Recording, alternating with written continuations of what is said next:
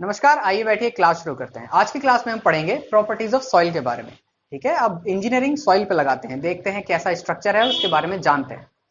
तो सॉइल अगर हम कहीं से भी उठाते हैं, एक सॉइल का मास अगर हमने उठाया तो अधिकतम तौर पर वो कैसा मिलेगा, वो इस तरह का मिलेगा, यानी कि सॉलिड लिक्विड गैस तीनों आपस में मिक्स होती है। अब उसमें सॉलिड लिक्विड गैस कहां से आ गई? ये जो काले रंग से मैंने आपको दिखाया है, ये रॉक का चूरा है, पत्थरों का चूरा होके ही मिट्टी बनती है। तो ये वो कण है, पार्टिकल हैं, जो मिट्टी आप देखते हैं वो कण है, आपस में एक के ऊपर एक टिके हुए हैं। ये कोई किसी फेविक्विक से किसी चीजों से नहीं चिपके हुए, ये बस आपस में एक दूसरे के ऊपर टिके हुए हैं। इनके पास बस एक सरफेस अट्रैक्शन होता है जिसे हम कोहेशन नाम से जानते हैं। बाकी इसमें ऐसा कोई अट्रैक्शन नहीं होता। तो ये एक दूसरे के ऊपर साधारण तौर पर टिके होते हैं, इसलिए आप सॉइल का आकार प्रकार आराम से बदल सकते हो। आप उसे मोड़ सकते हो, तोड़ सकते हो, एक दूसरे से अलग कर सकते हो, पतला चपटा कर सकते हो, फैला सकते हो, इकट्ठा कर सकते हो। वो इसीलिए क्योंकि इसके जो पार्टिकल है वो एक दूसरे से स्वतंत्र हैं, बिल्कुल अलग हैं। अब क्योंकि जब ये पार्टिकल्स एक दूसरे के ऊपर टिके हुए हैं तो इनके बीच में जगह जरूर बनती है, क्योंकि पार्टिकल बिल्कुल स्क्वायर नहीं है कि बीच में कोई जगह ही ना बने। अगर पार्टिकल ऐसे हो जाएं और दूसरा पार्टिकल ऐसे हो जाए तो कोई जगह नहीं बचेगी, पर पार्टिकल ऐसे नहीं होते। वो अलग अलग आकार प्रकार के होते हैं, सब तरह के। मैंने यहाँ आपको गोल ओवल शेप में दिखाए हैं, पर वो उनका आकार प्रकार अलग अलग हो सकता है, काफी छोटे पार्टिकल हैं।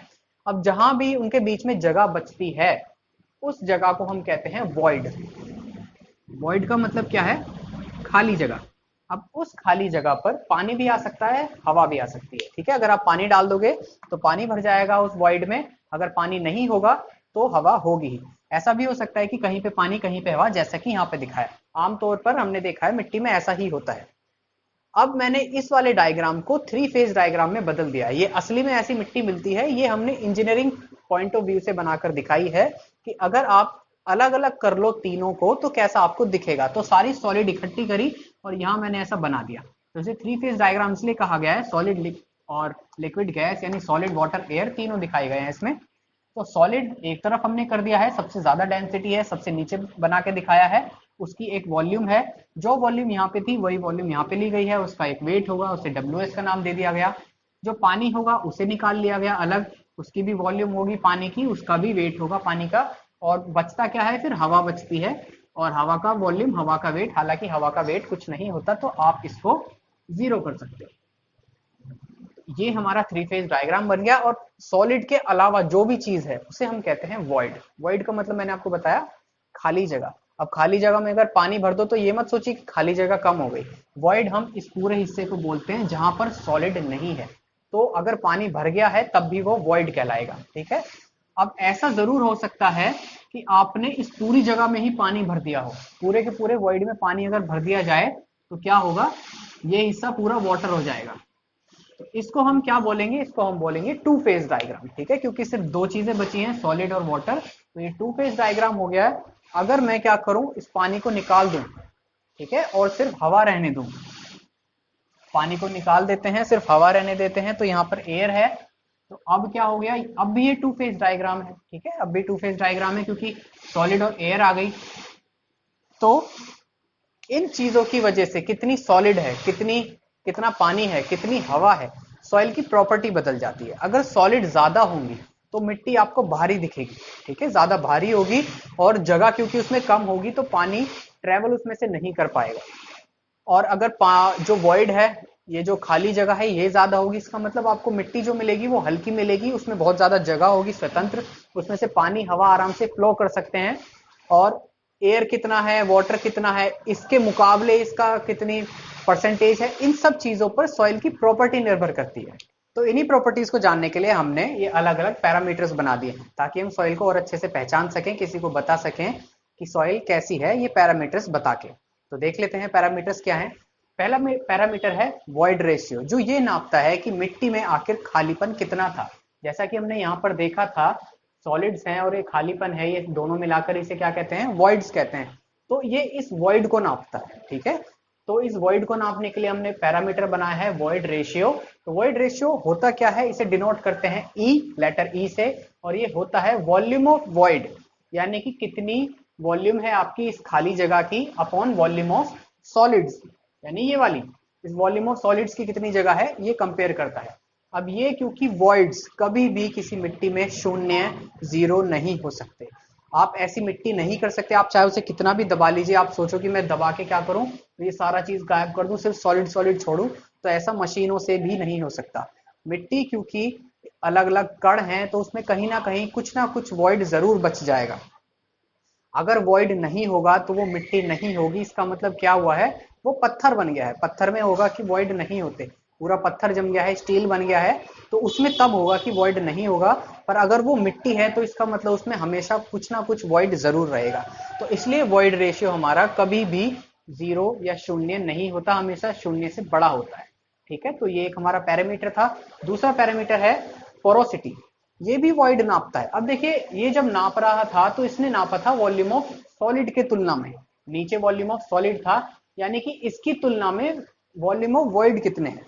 अब इसको हम दूसरे तरीके से भी नाप सकते हैं। कैसे नाप सकते हैं कि वॉल्यूम ऑफ वॉइड कितने हैं पूरी मिट्टी की तुलना में। पूरी मिट्टी का वॉल्यूम ले लिया, पूरी मिट्टी का वॉल्यूम कितना हुआ, volume of solid, volume of water और प्लस वॉल्यूम ऑफ एयर, यानी कि ये पूरा अगर आप मिला दो तो आपको ये जो मिलेगा ये क्या है, टोटल वॉल्यूम। ये भी टोटल वॉल्यूम था, इसकी तुलना में कितना है तो उसे हम कहते हैं पोरोसिटी। ठीक है, अगर सॉलिड की तुलना में नापते हैं तो वॉइड रेशियो, पूरी उसके तुलना में नापते हैं तो पोरोसिटी उसे कहेंगे। पोरोसिटी भी 0 नहीं हो सकती कभी, जैसा मैंने आपको बताया वॉइड 0 नहीं हो सकते कभी, और ये 1 से बड़े नहीं होंगे क्योंकि आप तुलना ही पूरी टोटल मिट्टी से कर रहे हो। अब ऐसा भी कर सकते हैं, ये कई बार हम दे देते हैं इसे परसेंटेज के रूप में।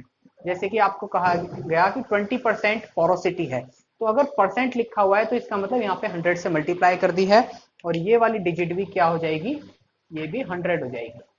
अगर 100 से मल्टीप्लाई ना करी गई हो तो ये 1 रहेगा, और 0 से तो बड़ा ये रहेगा ही।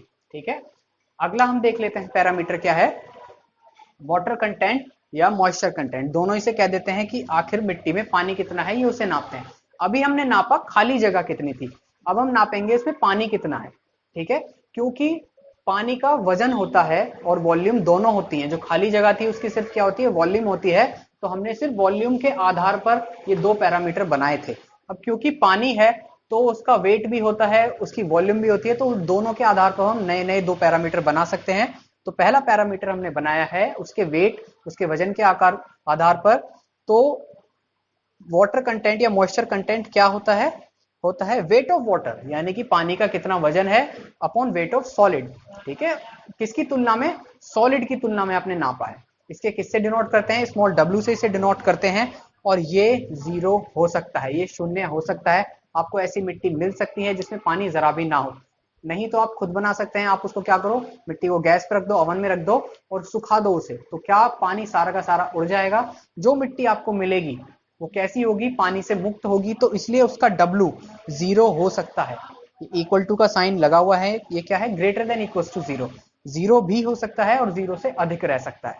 तो मॉइस्चर कंटेंट या वाटर कंटेंट ये होता है। अब इसको भी परसेंटेज के रूप में भी आपको दिया जा सकता है, तो यहाँ पे 100 कर दिया जाएगा। ठीक है, ऐसा भी दे सकते हैं, आपको कह सकते हैं कि 0.15 W है। अगर ऐसा दिया गया है तो 100 इसमें नहीं है, और इसी को मैं 100 से मल्टीप्लाई कर दूं तो इसको क्या कह देंगे हम, 15% मॉइस्चर कंटेंट है, यानी कि सॉलिड की तुलना में, ये जो सॉलिड्स हैं इसकी तुलना में 15% आपका क्या है, पानी दिया गया है। अब वाटर को हम और किस तरह से नाप सकते हैं, उसकी वॉल्यूम से भी नाप सकते हैं। अभी हमने वेट के आधार पर नापा, तो अगर वॉल्यूम के आधार पर आप उसे नापोगे तो उसे हम कहते हैं डिग्री ऑफ सैचुरेशन। एक नया पैरामीटर हमने बना दिया। ये क्या नापता है, ये नापता है कि आपकी मिट्टी में जो खाली जगह थी उसमें पानी कितना भरा हुआ है। तो इसका फॉर्मूला बिल्कुल आसान है, volume of water upon volume of void, यानी कि खाली जगह में पानी आखिर कितना है। अगर आप खाली जगह में पूरा पानी भर दोगे तो इसका मतलब क्या है कि पूरा का पूरा पानी भर गया है, मिट्टी कैसी हो गई है, सैचुरेट हो गई है, पूरी की पूरी भर गई है, सैचुरेट हो गई है। तो इसीलिए तुलना किससे करी गई है, वॉइड से तुलना करी गई है, इसकी सॉलिड से तुलना नहीं करी गई। Volume of water upon volume of void into 100 कर दिया, आपको सैचुरेशन का परसेंट मिल जाएगा। अगर वॉल्यूम ऑफ वॉइड के बराबर पानी भर दिया, यानी कि पूरे इसमें मैंने जो जितनी भी खाली जगह थी इसमें अगर मैं पूरा पानी भर दूं तो volume of water plus volume of water volume of void के बराबर आ जाएगा, तो ये दोनों कट जाएंगे, सैचुरेशन आपको मिल जाएगा 100%, यानी कि पूरी की पूरी मिट्टी पानी से लबालब भरी हुई है। ऐसा ही होगा, और ऐसा भी हो सकता है कि आपने पूरा का पूरा पानी सुखा दिया तो वॉल्यूम ऑफ वाटर जीरो हो गया, तो सैचुरेशन क्या हो जाएगा, जीरो हो जाएगा। तो इसलिए डिग्री ऑफ सैचुरेशन जीरो भी हो सकता है, 100 भी हो सकता है, और इन दोनों के बीच में कोई भी संख्या हो सकती है। अब अगला पैरामीटर है एयर कंटेंट। अभी हमने वाटर कंटेंट के बारे में जाना, वो क्या बताता है, वो बताता है कि मिट्टी में पानी कितना है। अब एयर कंटेंट क्या बताता है कि मिट्टी में हवा कितनी है। अब वाटर कंटेंट, क्योंकि पानी में वजन भी होता है और वॉल्यूम भी होती है, इसलिए हमने दो बना दिए, एक वाटर कंटेंट और एक सैचुरेशन, डिग्री ऑफ सैचुरेशन। पर क्योंकि हवा में वेट नहीं होता, इसलिए इसका जो पैरामीटर बनेगा वो सिर्फ और सिर्फ वॉल्यूम के आधार पर बनेगा। तो वो हमने बनाया है, एयर कंटेंट बनाया है एक। तो एयर कंटेंट क्या कहता है कि सॉइल मास में कितनी आपने हवा ले रखी है। तो volume of air divided by volume of void को हम कहेंगे एयर कंटेंट। ये डिनोट करा गया है एसी से, सी सबस्क्रिप्ट में है। तो एसी कितना हो गया, volume of air upon volume of void. 100 से आप इसे मल्टीप्लाई कर भी सकते हो, 100 से मल्टीप्लाई नहीं भी कर सकते। अगर 100 से मल्टीप्लाई करेंगे तो जो वैल्यू आएगी एसी की, वो 0 से 100 के बीच में आएगी। अगर 100 से मल्टीप्लाई नहीं करते हैं तो 0 से 1 के बीच में आएगी। अब एयर कंटेंट जीरो हो सकता है। अब ये क्या कह दिया, एयर कंटेंट जीरो कैसे, अगर जीरो तो हो ही नहीं सकता, अभी बताया था वॉइड हमेशा कुछ ना कुछ रहेगा। पर ऐसा तो हो सकता है कि जो वॉइड थी, ये वाली जगह थी, इसमें पूरा का पूरा पानी भर गया हो। वॉइड है पर हवा नहीं है, तो वॉइड होगा पर हवा नहीं है, पूरा का पूरा पानी से आपने भर दिया, तो एयर कंटेंट क्या हो गया, वो जीरो हो गया। तो एयर कंटेंट जीरो हो सकता है। और हो सकता है पूरी की पूरी जगह में क्या हुआ हो, सिर्फ हवा रही हो, तो एयर कंटेंट कितना हो जाएगा, 100 हो जाएगा। और अगर आप 100 से मल्टीप्लाई नहीं करोगे तो ये 1 आ जाएगा। ठीक है, अब ये क्या बता रहा हूं मैं, देखो अगर आप परसेंटेज में देते हो किसी चीज को, जैसे हमने बताया 25% परसेंट में दिया हुआ है, तो यानी कि फॉर्मूले में 100 से मल्टीप्लाई करा गया था। अगर इसे परसेंटेज से चेंज करना है तो आप क्या करो, परसेंटेज हटाओ और 100 से डिवाइड कर दो, तो ये चीज आ जाएगी 0.25। तो 0.25 आपको दिया होगा एयर कंटेंट। ठीक है, तो ये 0 से 1 के बीच में आ गया। अब हवा होगी वॉइड में या तो पानी होगा, यही दो चीजें होंगी, या तो हवा होगी या पानी होगा। तो इन दोनों को अगर आप जोड़ दो तो आपको क्या मिलेगा, आपको मिलेगा पूरा का पूरा वॉइड। तो इसीलिए जब डिग्री ऑफ सैचुरेशन एस को जोड़ोगे और एयर कंटेंट को जोड़ोगे तो आपको 1 मिलेगा। अगर आप दोनों परसेंटेज में ले रहे थे, डिग्री ऑफ सैचुरेशन भी और एयर कंटेंट भी, तो ये वैल्यू आपको मिलेगी दोनों को जोड़ के 100%। अगर आप परसेंटेज में नहीं ले रहे, वैल्यू ले रहे थे ऐसी वाली, तो आपको ये दोनों क्या मिलेंगे, ये मिलेगा 1। अगला पैरामीटर है percentage air voids. Percentage air void क्या करता है, ये हवा का ही नाप रहा है कि हवा कितनी है, उसकी वॉल्यूम नाप रहा है, पर इसने वॉल्यूम ऑफ वॉइड ना लेके टोटल वॉल्यूम ले लिया है कि टोटल वॉल्यूम के आधार पर परसेंटेज एयर वॉइड कितने हैं। तो इसको हम डिनोट करेंगे न्यू ए से, ये एन ऐसे 90 खिंच जाता है, ग्रीक लेटर है। तो volume of void upon total volume into 100 को क्या कहेंगे, परसेंटेज एयर वॉइड कहेंगे। अब ये रहता है 0 से 100 के बीच में। 0 ये हो सकता है, 100 ये नहीं हो सकता। 0 तो आएगा, 0 कैसे आ जाएगा, अगर हवा हो ही ना बिल्कुल, मैंने बताया पानी पूरा आप भर दो तो क्या हो जाएगा, ये बिल्कुल 0 हो जाएगा। 100 कभी नहीं हो सकता, क्यों, क्योंकि ये जो नीचे वाली वैल्यू है टोटल है, टोटल कभी भी वॉइड नहीं हो सकता। ऐसा नहीं हो सकता कि पूरी टोटल में वॉइड वॉइड हो जाए, तो मिट्टी है ही नहीं। अगर मिट्टी नहीं है तो फिर ये चीज लगा ही नहीं सकते हम परसेंटेज एयर वॉइड। तो इसलिए 100 ये कभी नहीं हो सकता, 100 से छोटा रहेगा हमेशा।